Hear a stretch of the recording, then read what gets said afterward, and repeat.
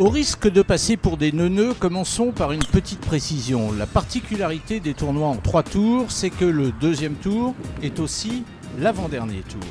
Alors ça paraît idiot, mais ça veut dire en fait pas mal de choses. Prenons l'exemple de l'homme qui, en ayant joué dans le fly du matin, a ramené la meilleure carte de la journée, Romain Schneider. Il a joué -6.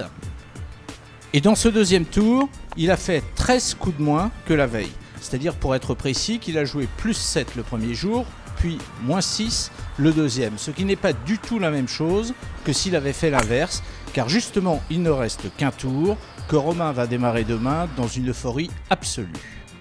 Mais au-delà du score total +1 qui le met en position de défendre quelque chose demain, il est important aussi de savoir pourquoi on réalise un tel grand écart, de le savoir et de savoir l'expliquer aussi. Hier, j'ai eu un petit coup de moins bien, je me sentais pas très bien sur le parcours au passage de l'allée. Ça allait un peu mieux au retour et puis on a fini dans des conditions assez dures, ce qui m'a coûté un petit accident sur le 17. Donc la carte était très lourde, c'est vrai, mais bon, le jeu était en place, donc je savais qu'il y avait moyen de faire une bonne journée aujourd'hui.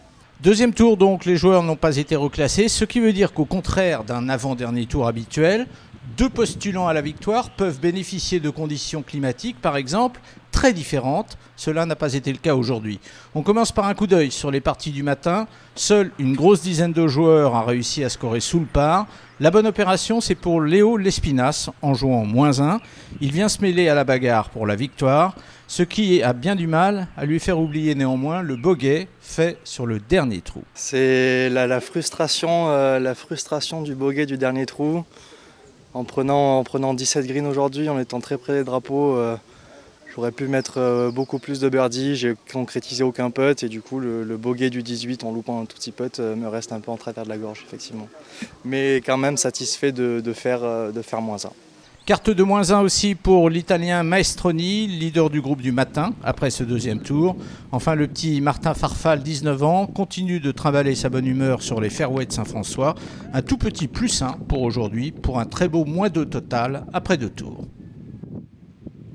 Quelques heures plus tard, réflexion de Jean-François Luquin qui avise un leaderboard installé au bord du green du 15. Ça fait longtemps que j'ai pas vu mon nom. Bah oui, mais là, il y est, Jeff, et il est même assez haut placé. 3e ex-aequo, avec une seconde carte consécutive de -1. Demain, Jean-François Luquin jouera la victoire, une émotion qu'il n'a plus ressentie depuis belle lurette. Mais voilà, pour gagner, il va d'abord falloir marcher sur ce rugueux écossais qu'est Scott Stewart Cashen, en tête à -5. L'homme s'est découvert une passion pour le golf à la Guadeloupe, il le découvrait. L'ensemble de l'Alps Tour découvre lui aussi ce joueur de 27 ans, inconnu au bataillon jusque-là.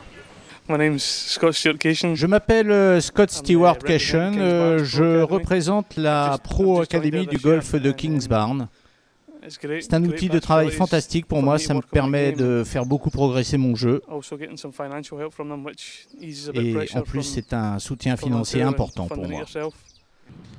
Un mot pour terminer sur un homme qui lui aussi sera à l'affût demain, à 4 coups de la tête, mais lui on le connaît aussi bien qu'on connaît mal Stewart Cashen.